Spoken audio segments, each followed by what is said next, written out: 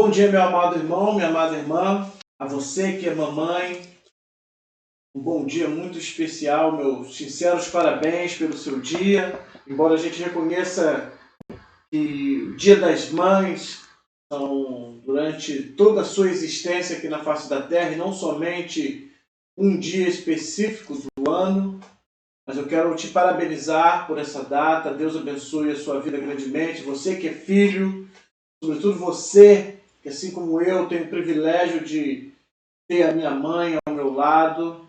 Valorize-a. Deus abençoe você grandemente, dando a você sempre esse sentimento tão salutar de gratidão a Deus pela vida da sua mamãe. Eu quero mandar um abraço a você que estava nos aguardando, dar as boas-vindas a você que também está chegando agora. Muito bom tê-lo aqui conosco. Mais uma vez, Deus abençoe grandemente a sua vida. Você que tem feito seus pedidos de oração aqui no nosso canal, esteja certa, a Igreja Batista Memorial Itaúna, ela tem orado pelas suas dificuldades, pelas suas lutas. Temos pessoas que estão enlutadas, pessoas que estão enfermas, pessoas desempregadas, e a igreja tem colocado todas as suas necessidades diante de Deus. Nós temos compartilhado isso com a Igreja do Senhor. Quero mandar um abraço especial também aos irmãos da Igreja Batista em Jardim Progresso. Deus abençoe grandemente a vida de cada um de vocês e que as necessidades de cada um sejam supridas pelo poder do nosso Deus. Quero mandar um abraço especial também para a irmã Luana, que está lá em Magé, alvo das nossas orações. Louvamos a Deus pela aquisição do aparelho respiratório, que lhe dá uma qualidade de vida melhor. Os irmãos já têm visto aí a foto dela, já tomaram ciência. Deus abençoe você grandemente, Luana, assim como seu pai, irmão Marcelo, a irmã Rosiane, e também o Senhor continue se fazendo presente na vida de vocês. Hoje, nesta manhã, nós estaremos estudando uma porção da Palavra de Deus, Cristo Cósmico. É a lição número 4 da revista da Escola Bíblica Dominical, que está lá na página 26.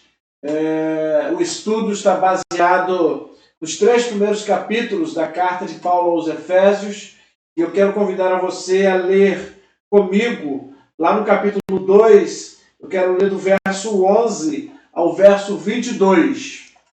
Diz assim o texto: Portanto, lembrai-vos de que outrora vós, gentios na carne, chamados incircuncisão por aqueles que se intitulam circuncisos na carne por mãos humanas, naquele tempo estáveis sem Cristo, separados da comunidade de Israel e estranhos às alianças da promessa, não tendo esperança e sem Deus no mundo.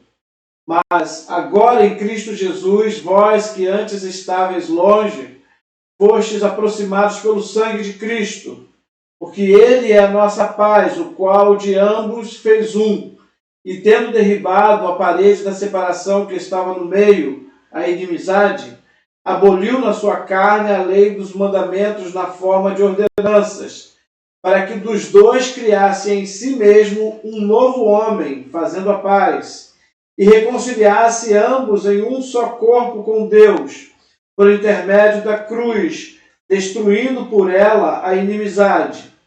E vindo, evangelizou paz a vós outros que estáveis longe, e paz também aos que estavam perto, porque por ele ambos temos acesso ao Pai em um Espírito. Assim já não sois estrangeiros e peregrinos, mas concidadãos dos santos, e sois da família de Deus, edificados sobre o fundamento dos apóstolos e profetas, sendo Ele mesmo, Cristo Jesus, a pedra angular, no qual todo o edifício, bem ajustado, cresce para santuário dedicado ao Senhor, no qual também vós juntamente estáis sendo edificados para a habitação de Deus no Espírito. Se você puder, baixe sua cabeça.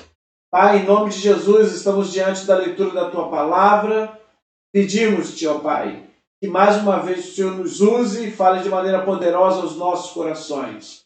Te pedimos por esta pessoa que está nos acompanhando nesta manhã, Toma a sua vida nas tuas mãos, as suas lutas, dificuldades, que todas elas sejam supridas de maneira a honrar e glorificar o teu santo e bendito nome, ó Pai. Aquele que por algum motivo está com o seu coração entristecido agora, ó Pai, em nome de Jesus, o Senhor vem habitar na sua vida, no seu coração, na sua mente, de maneira que haja motivos para que essa pessoa tenha alegria em Ti, ó Pai. Essa é a nossa oração e fazemos no poder do nome de Jesus. Amém. O autor da lição, dessa lição número 4 da revista Palavra e Vida, que fala sobre a vida do apóstolo Paulo, ele fala da misteriosa obra de Jesus Cristo, que foi revelada a Paulo com o propósito de unir dois povos, os judeus e os gentios. A gente sabe que a revelação chegou primeiramente aos judeus, e Paulo deixa isso de maneira muito clara aqui no primeiro capítulo, quando ele expõe que a revelação havia chegado primeiramente aos judeus, lá no versículo número 4 do capítulo 1, ele diz: assim como nos escolheu, fazendo referência aos judeus, inclusive se incluindo, né? Assim como nos escolheu nele antes da fundação do mundo, para sermos santos e irrepreensíveis perante ele. Ou seja, Deus havia escolhido um povo, não para a salvação, mas Deus escolheu um povo para que, através deste povo, a graça de Deus se revelasse gradativamente ao homem. E isso vai começar lá desde os primórdios dos tempos, quando Deus começa a usar seus servos, os profetas do passado, e Deus vai se revelando gradativamente ao homem, até chegar ao ápice dessa revelação, que é Jesus Cristo, que é Cristo Jesus. E o apóstolo Paulo como já falamos anteriormente, em uma outra oportunidade, Paulo ele vai ser um dos primeiros a entender esse mistério, né, da palavra do Senhor. No capítulo 3, dos versos 5 a 7, Paulo diz lá: o qual em outras gerações não foi dado a conhecer aos filhos dos homens, como agora foi revelado aos seus santos apóstolos e profetas no Espírito, a saber, que os gentios são co-herdeiros, membros do mesmo corpo e coparticipantes da promessa em Cristo Jesus por meio do Evangelho, do qual fui constituído ministro conforme o dom da graça de Deus, a mim concedida segundo a força operante do seu poder. Então o apóstolo Paulo, ele fala desse mistério de Deus, que era de revelar todos os povos, né? Naquela ocasião, a humanidade, a sociedade, o mundo se resumia entre os judeus e os não-judeus, os gentios, do qual eu faço parte, um grande número de pessoas que estão me acompanhando também fazem parte. Nós somos, a grande maioria de nós somos gentios.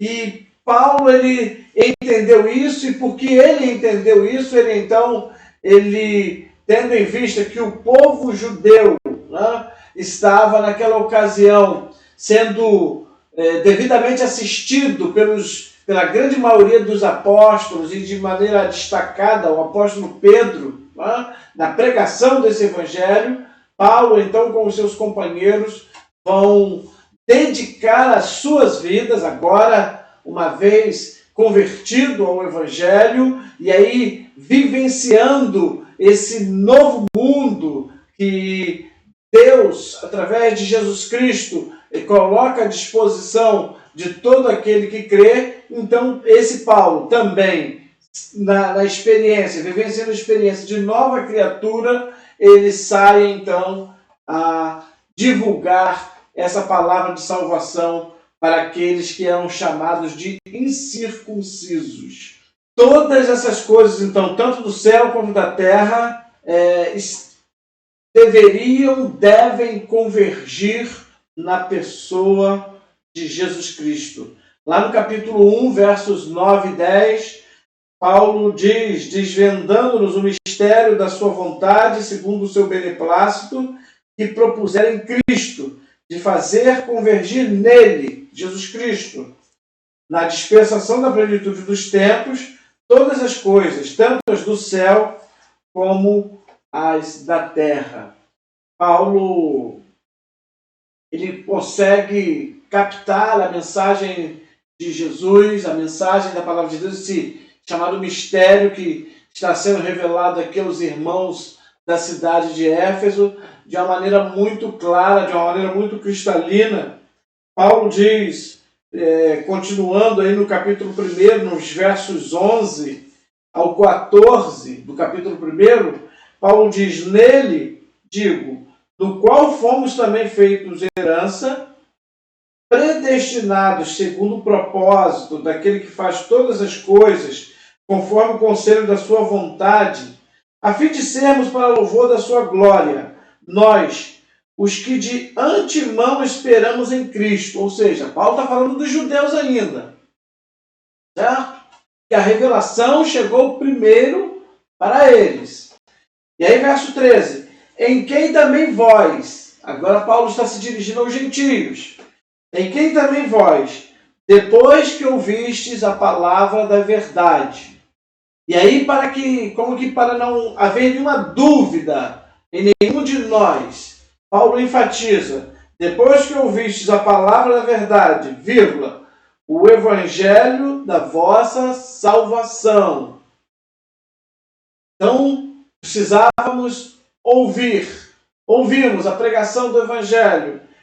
E aí Paulo diz, e tendo nele também crido, o requisito é crer, fostes selados com o Santo Espírito da promessa. Qual é o penhor, em outras versões, qual é a garantia da nossa herança até o resgate da sua propriedade em louvor da sua glória. Então Paulo deixa de maneira muito clara, é uma maneira muito sábia, muito cristalina, que esse Deus não faz acepção de pessoas, esse Deus, ele ama a toda a humanidade, independentemente da sua nacionalidade, e que esse Deus, o único e verdadeiro Deus, ele está de braços abertos, não no morro, como acontece no estado do Rio de Janeiro, através de uma imagem, mas ele está de braços abertos, sim, para receber todo aquele que se rende aos seus pés. E que uma vez se rendendo aos pés do Senhor, se torna uma nova criatura e vai vivenciar esse novo mundo que está sendo proposto por Deus por intermédio de Jesus Cristo. Em Cristo, então, Deus está criando esse novo mundo. E aqueles que estão em Cristo fazem parte desse novo mundo de Deus, desse novo mundo estabelecido pelo Senhor. Como pertencentes desse novo mundo que Deus está, então, criando, nós precisamos, eu e você, meu irmão, minha irmã em Cristo Jesus, precisamos ter um estilo de vida parecido com aquele que teve o apóstolo Paulo. Lembre-se, a lição fala sobre a vida de Paulo. Então, nós precisamos copiar os bons exemplos deixados pelo apóstolo enquanto ele esteve em vida durante a nossa existência aqui na face da terra. Nós não podemos dedicar momentos preciosos da nossa vida só para tomar conhecimento. Paulo pregou o evangelho em Éfeso. Depois Paulo escreveu uma carta para a igreja de Éfeso. Não! Paulo estava preso quando escreveu essa carta, ele estava lá em Roma. A gente precisa saber disso, sim, mas muito mais do que tomar conhecimento de fatos históricos ocorridos no período bíblico.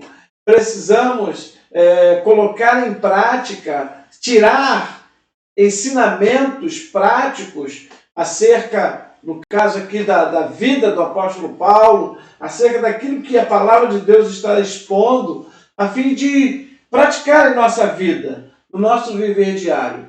E é isso que o autor ele está nos propondo nessa lição. E aí, a lição ela tem 3 tópicos. Eu quero falar muito rapidamente em cada um desses 3 tópicos. O primeiro tópico diz: Cristo, autor e sustentador da criação. E aí, nesses dias que estamos vivendo aí de pandemia, né, você liga a sua TV, vai no seu celular, no seu smartphone, no seu computador e vai na rede e tudo, a maioria dos assuntos que você ouve falar é acerca do coronavírus, do Covid-19. E são tantos relatos ruins, né, números, né, de mortes que estão acontecendo e que talvez alguém, e tomara que isso não esteja acontecendo contigo e nem com ninguém da sua volta, mas é muito provável que algumas pessoas estejam pensando assim: gente, cadê Deus nisso tudo? E olha, a gente aprende que Deus, ele continua sustentando todas as situações que estão à nossa volta. Ele está permitindo que essas coisas aconteçam com um propósito, certamente. E nós tomaremos conhecimento de quais são os propósitos de Deus. E alguns são muito claros desde já, né? Um deles, aproximar as nossas famílias, né? Você há de convir que você agora tem mais tempo do que você tinha antes para estar junto da sua família, né? Algumas pessoas, alguns de nós, reclamávamos de pouco tempo, né? E aí, por conta desse chamado pouco tempo, nós então dedicávamos pouco do nosso tempo com o Senhor, ou então dedicávamos um tempo sem qualidade nenhuma. E agora nós temos chance de fazer isso. Né? Você agora, você não fica, você que está em casa, que não está trabalhando, né? Ou está trabalhando de home office, né? Uma vez você cumprindo com as suas obrigações relacionadas ao trabalho, você não está pegando engarrafamento para voltar para casa, para ir para o trabalho, nada disso, você já está na sua casa. E aí está te sobrando mais um tempinho. Tá? Então, você está tendo tempo de estudar, de se preparar lá para o mercado de trabalho, tendo as suas aulas online, você está podendo trabalhar na empresa que você faz parte, mas você também está tendo tempo para dedicar com a sua família, para estar com Deus através da oração, através da leitura da palavra do Senhor. Eu queria que você pensasse nisso, porque Deus, ele merece tudo isso, porque, como diz o autor da lição, ele é o autor de todas as coisas, ele é o sustentador da criação. E esse primeiro tópico, ele nos mostra, de maneira resumida, que o advento, a chegada do pecado no meio da humanidade, veio alterar muitas coisas, alterou a dimensão cósmica de até então o bom mundo que havia sido estabelecido por Deus. A Bíblia diz que Deus se relacionava com o homem diariamente à tardinha lá no Éden. A Bíblia nos mostra que Deus criou o mundo e cada parte que foi criada por Deus, Deus finalizava dizendo que aquilo era bom. Quando Deus criou o homem, Deus disse que era muito bom. Então as coisas funcionavam com um padrão de excelência ali no Jardim do Éden. O relacionamento do homem com Deus, de Deus para com o homem, era também um relacionamento de excelência. Estava tudo muito perfeito. E essa perfeição se devia e se deve ao fato de que Deus havia estabelecido daquela maneira. E aí talvez você me pergunte, mas houve o pecado? Sim. E o pecado aconteceu, e ele tem acontecido até então, porque Deus não, quando me criou e quando criou você, assim como Deus criou quando criou o primeiro casal, ele não fez robôs, de nós robôs. Ele nos deu sentimentos. Nós, homens, nós somos os únicos seres pensantes. E aí, lembrando um pouquinho da filosofia, nós somos os únicos seres viventes capazes de questionar quem eu sou, de onde eu vim e para onde eu vou. E a palavra de Deus nos responde essas três perguntas que a filosofia não conseguiu responder, que a mitologia, que a religião não conseguiram responder, mas a palavra do Senhor responde. E a gente vê isso de maneira muito clara no início, no princípio de todas as coisas, lá no livro de Gênesis. Então Deus ele é o autor e sustentador de todas as coisas, e embora houvesse acontecido então o pecado no meio do homem, e Deus permitiu por amar o homem, novamente eu quero enfatizar isso, o pecado ele acabou desordenando aquilo que estava acontecendo no mundo até então. E o que Deus vem fazendo de lá até aqui, de maneira gradativa, porque Deus obviamente poderia resolver tudo no estalar de dedos, no poder da sua palavra, como ele fez com tantas pessoas e tem feito até hoje. Mas Deus gradativamente vai se revelando ao homem e ele vai demonstrando ao homem, a mim e a você, o quanto que ele nos ama e que as situações que estão à nossa volta, que nos cercam, nenhuma delas fugiram das mãos. Nenhuma delas, todas elas estão nas mãos de Deus. Ele continua sustentando todas as situações que estão em nossa volta. Uma coisa interessante que o autor menciona, e eu queria compartilhar contigo, aí nesse primeiro tópico, ele fala assim, olha, na página 27 aí, não plantamos urtigas nem ervas daninhas, elas surgem. O trigo não brota espontaneamente e tem que ser cuidado. A natureza nos é benéfica, mas também hostil. Ela nos dá água e alimento, mas também terremotos, secas, furacões. Ela não é sábia, como diz a idolatria moderna da nova era. É uma força cega e irracional. Viemos dela, mas ela nos é hostil, e nós lhe somos hostis. Eu nunca tinha parado para pensar nisso anteriormente. Talvez você também não.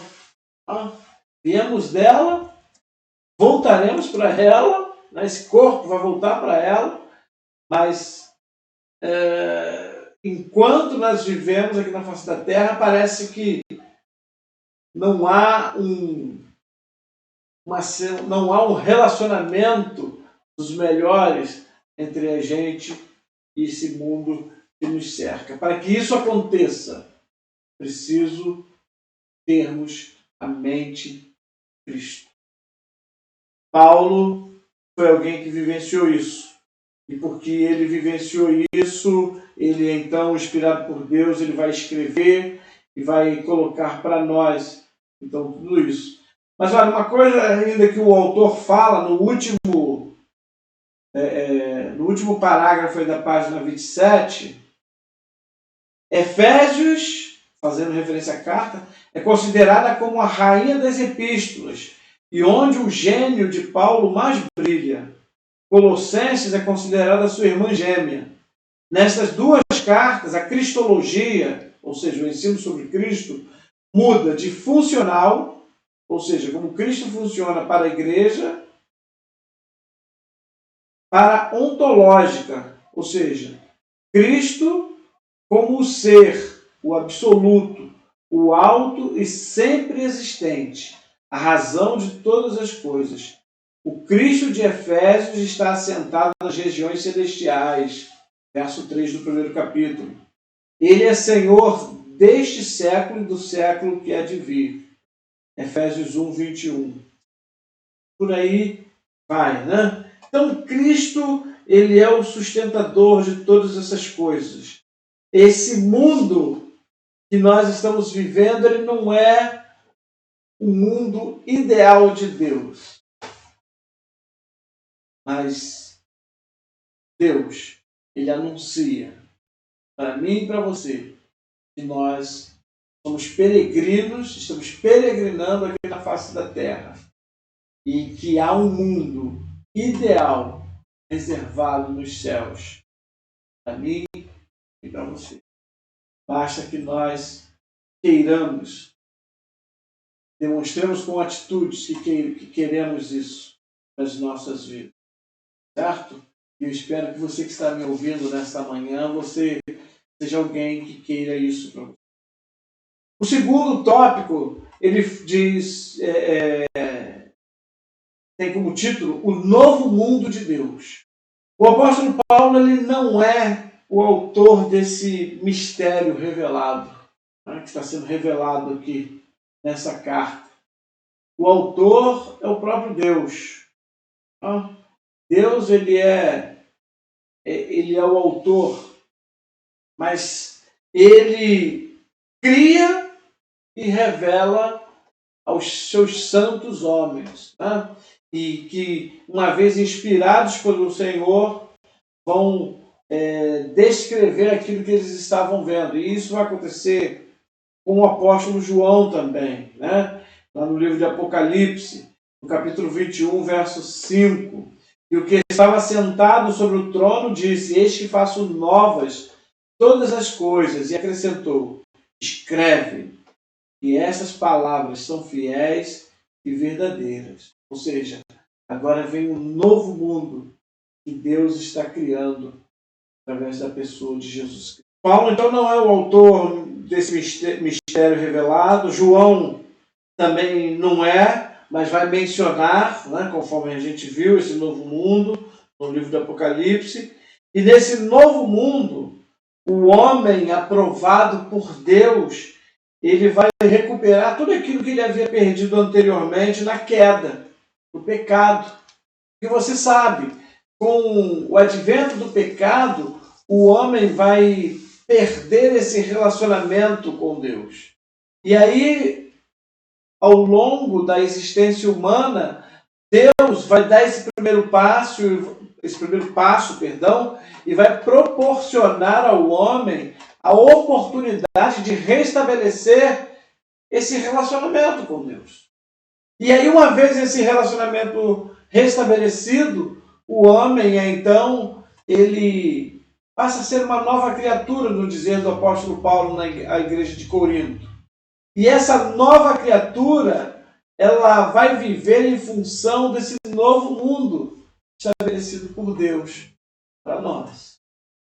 A gente não vive em função daquilo que nós estamos vendo à nossa volta.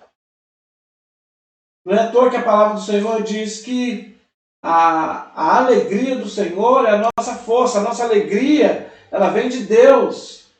Paulo fala que nós devemos regozijar sempre no Senhor. E ele enfatiza: outra vez vos digo, regozijai-vos, no capítulo 4, verso 4, da carta aos Filipenses. A nossa alegria vem de Deus. A nossa alegria, ela provém da esperança desse novo mundo, a convicção que temos nos nossos corações de vivenciarmos esse novo mundo ao partirmos daqui. Mas esse novo mundo, a gente também já começa a vivenciar ele a partir de agora pela fé.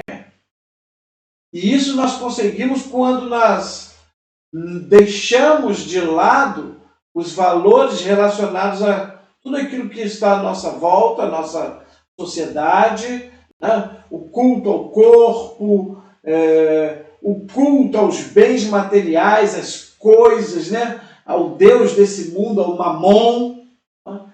E passamos a ter uma vida de adoração única e exclusiva à pessoa do nosso Deus. Paulo, com todas as suas qualidades, ele vai abrir mão de todas elas, e algumas das coisas que ele já havia adquirido antes da conversão, como o seu conhecimento da lei, como o direito que ele tinha de transitar pelas colônias romanas, o fato de ser poliglota, aquilo que Paulo possuía, ele vai disponibilizar para o reino de Deus. Ele vai disponibilizar para a divulgação do Evangelho de Jesus Cristo aos gentios.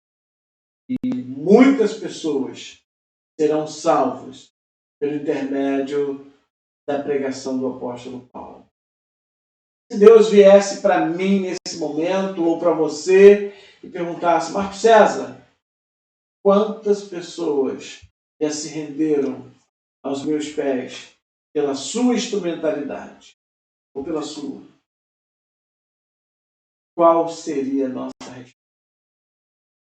No dia que nós partirmos para diante do Senhor, e esse dia vai acontecer, nós chegarmos de fato no novo mundo de Deus, como estarão as nossas mãos?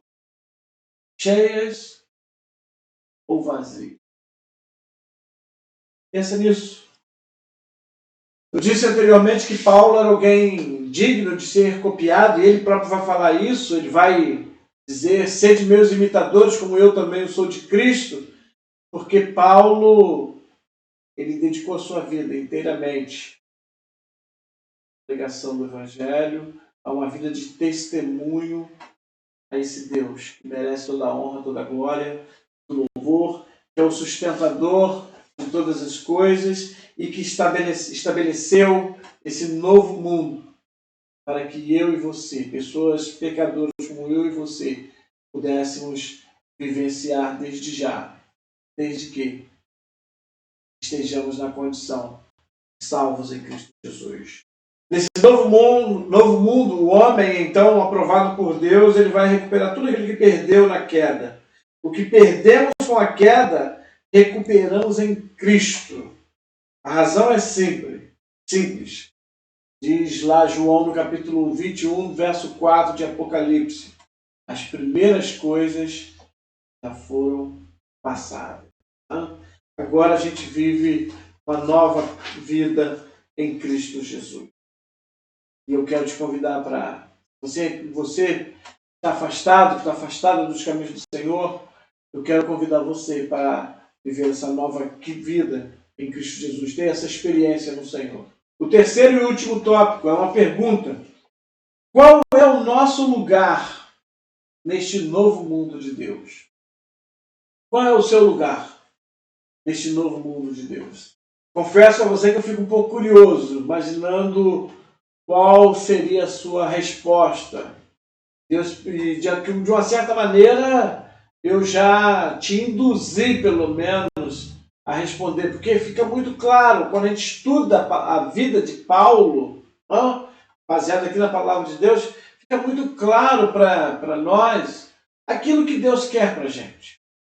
O que Deus quer para nós é exatamente aquilo que Ele quis e viu cumprindo na vida do apóstolo Paulo.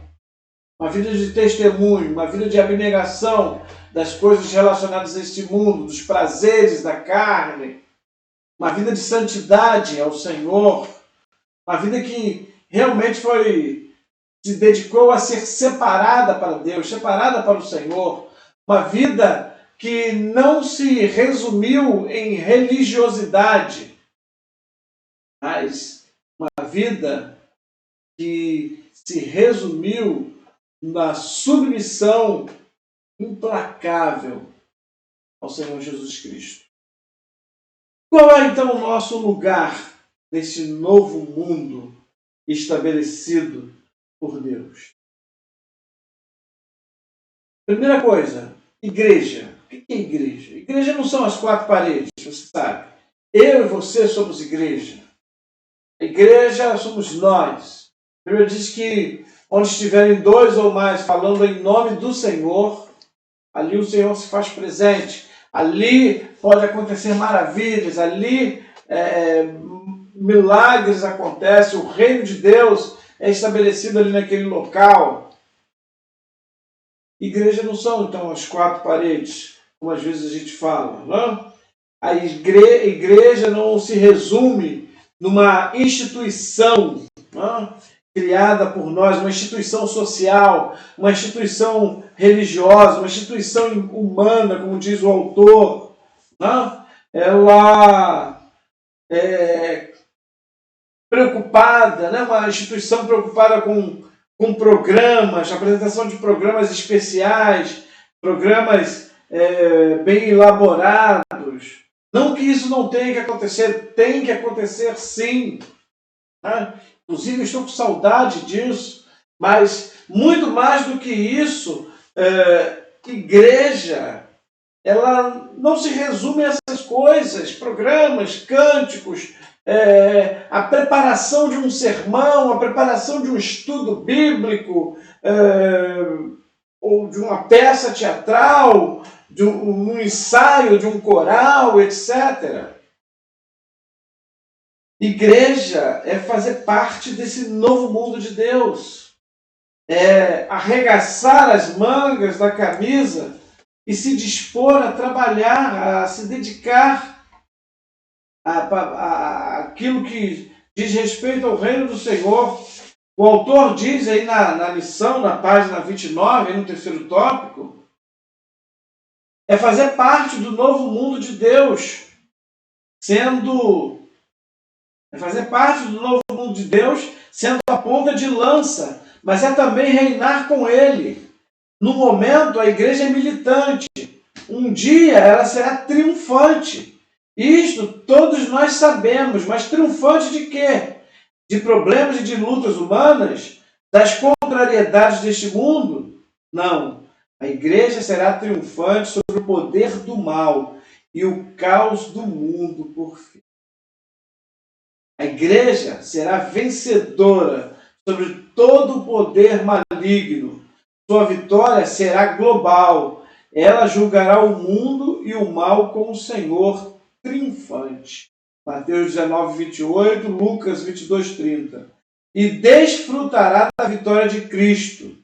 Nosso triunfo não é apenas para esta vida. Aliás, lembrando de algumas palavras de Paulo, Paulo diz para a igreja de Corinto, no capítulo 15, 1 Coríntios 15, verso 9, que se nós esperamos em Cristo somente neste mundo, somos os mais miseráveis de todos os homens. Tem pessoas que são cristãs, ou pelo menos se julgam cristãs, se identificam como tal, mas vivem em função de milagres. E se Jesus não quiser fazer um milagre na minha vida ou na sua vida? Isso quer dizer que é porque nós estamos em pecado? Ou será porque a vontade de Deus é que vai prevalecer na nossa vida? E não é da vontade dele que aconteça o tal milagre. Se Deus tivesse que fazer milagres, fosse obrigado a fazer milagres para satisfazer as nossas necessidades, os nossos desejos, nós nem morreríamos. E aí Paulo deveria estar aqui vivo, João Batista, e Pedro, Barnabé e tantos outros servos de Deus do passado. Não. A vontade de Deus, ela é soberana e ela prevalece sobre as nossas vidas. Então, nosso triunfo não é apenas para esta vida, mas é para a nova ordem de Deus, para o novo mundo que o Cristo, Senhor do universo, está criando. Ela desfrutará deste novo cosmos. E aí o autor cita Apocalipse 21, verso 1. Apocalipse 21, verso 1. E vi um novo céu e uma nova terra, porque já se foram o primeiro céu e a primeira terra, e o mar já não existe. Ou seja, quando João vê isso, não há mais separação entre a igreja e o reino de Deus. E aí eu quero concluir fazendo aqui 3 resumos para você, 3 afirmações. Primeiro, o pecado, querido, é um desastre na vida do homem. Tá? Deus permite, mas não é da vontade do Senhor. Fica muito claro na palavra de Deus. O pecado é um desastre, é um acidente de percurso. E o pecado ele perturbou a ordem de Deus. Cada cristão, cada um de nós, eu e você que está me ouvindo, devemos fugir da aparência do mal, como diz a palavra de Deus, por se tratar de algo que é abominável aos olhos do Senhor. E aí o pecado, às vezes, ele vem de várias formas, várias maneiras. Né? A rodinha dos escarnecedores, né? A oportunidade de furtar alguma coisa, a oportunidade de olhar aquilo que não devemos olhar, de cobiçar, de desejar algo indevido. São N motivos. E você sabe quais são as suas fraquezas, como eu sei quais são as minhas. Não tem problema nenhum isso. Deus também sabe, mas olha, o diabo, que não brinca de ser diabo, ele também sabe. E ele vai tentar nos tirar desse caminho que nos conduz à salvação com as práticas pecaminosas. Pensa nisso. Segunda afirmação, a obra de Cristo é destruir o poder do pecado e de seu autor. Com isso, Cristo construirá um novo mundo. E a igreja, da qual eu e você fazemos parte, ela é muito importante nesse processo. Porque é a igreja que é a digna representante do reino de Deus aqui na face da terra, como diz 2 Coríntios 5:20, através do próprio apóstolo Paulo. A igreja é quem tem a responsabilidade de levar essa mensagem, uma mensagem de salvação, uma mensagem de esperança para todo aquele que estiver porventura à nossa volta. E por último, queridos, essa nova ordem de Deus não é apenas moral, mas cósmica. Com estes elementos se desfazendo e um novo mundo chegando. Sim, nós não esperamos apenas um novo céu, mas um novo mundo onde a paz e a justiça reinarão, porque o pecado não mais existirá. É assim que está na palavra de Deus lá em Apocalipse 21, verso 3 ao 5. Eu queria que você pensasse, refletisse muito mesmo sobre todas essas coisas que foram mencionadas aqui.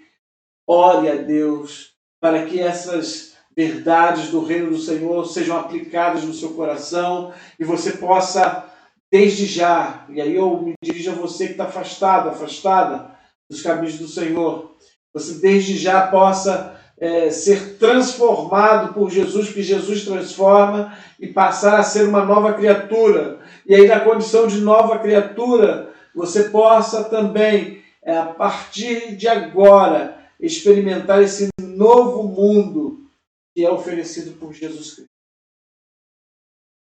Ter a convicção de que você vai viver esse novo mundo de maneira plena e singela da eternidade aos pés.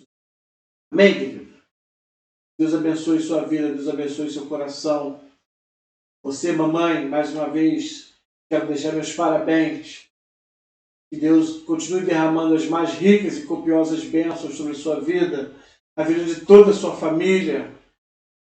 Deus abençoe grandemente você. Você que está chorando, aí o luto, perca de um ente querido, sobretudo agora nesses tempos de pandemia, que o Espírito Santo de Deus conforte seu coração, conforte o coração de todos os seus familiares, amenizando esse momento de dor. Eu quero terminar orando por você. Mas antes de orar, eu quero dizer para você, seja certo, a Igreja de Jesus está orando por sua vida. Mas você também pode fazer isso. Talvez você não possa fazer agora, não sei o que você está fazendo. Vá para o seu quarto, a hora que puder.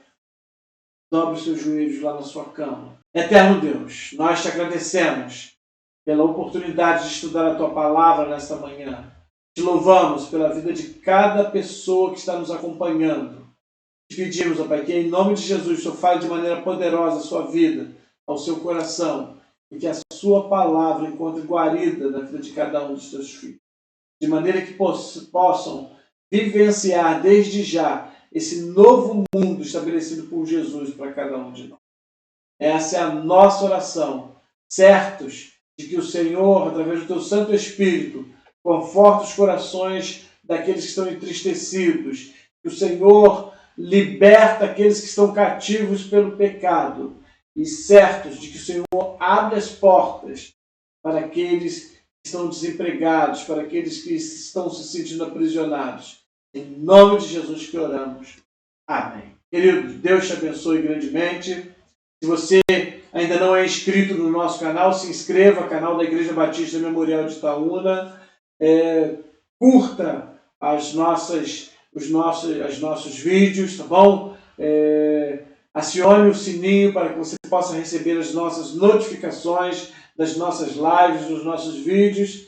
E como você sabe, você que já me acompanha já há algum tempo, eu gosto de abusar da sua boa vontade, do seu carinho, do seu amor para com esse pastor. Se possível, compartilhe essa mensagem e as outras com os seus amigos, para que eles possam também ser edificados pela palavra de Deus. Bom, beijo nas crianças, beijo nas mamães.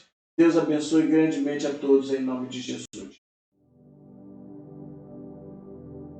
Porque a graça de Deus se manifestou, trazendo salvação a todos.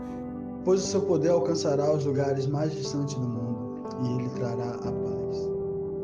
Mas receberão poder quando o Espírito Santo descer sobre vocês, e serão minhas testemunhas em Jerusalém, em toda a Judéia e Samaria, e até os confins da terra. Todas as nações virão à tua presença e te adorarão. Pela graça que por Deus me foi dada, que seja ministro de Jesus Cristo para os gentios, ministrando o Evangelho de Deus, para que seja agradável a oferta dos gentios, santificada pelo Espírito Santo. Em seu nome as nações colocarão a sua esperança. Portanto, ide e fazei discípulos de todas as nações. Eu sou o caminho, a verdade e a vida. Ninguém vem ao Pai senão por mim. Alegrem-se os céus e a terra exulte. Diga-se entre as nações, reina o Senhor. Alegrem-se sempre no Senhor. Novamente direi, alegrem-se. Seja a amabilidade de vocês conhecida por todos. Perto está o Senhor.